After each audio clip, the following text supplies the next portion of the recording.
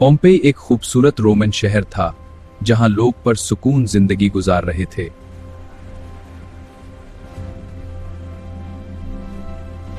इस शहर के करीब माउंट वेसुवियस नामी आतिशफशान मौजूद था।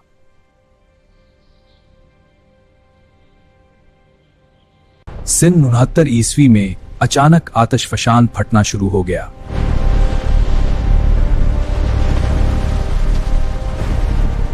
शदीद धमाके के साथ लावा और राख फजा में फैल गई।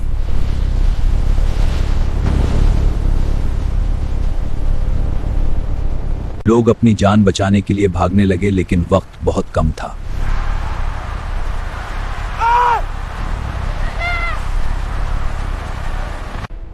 कुछ ही वक्त में पूरा शहर राख के नीचे दफन हो गया।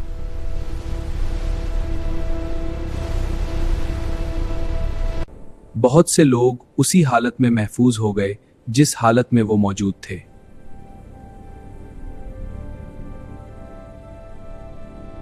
बहुत से लोग उसी हालत में महफूज हो गए जिस हालत में वो मौजूद थे।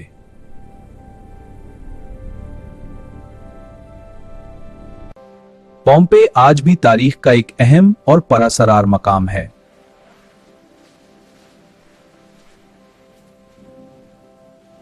ये वाकया तारीख के सबसे मशहूर आतिशफशानी हादिसात में शुमार होता है।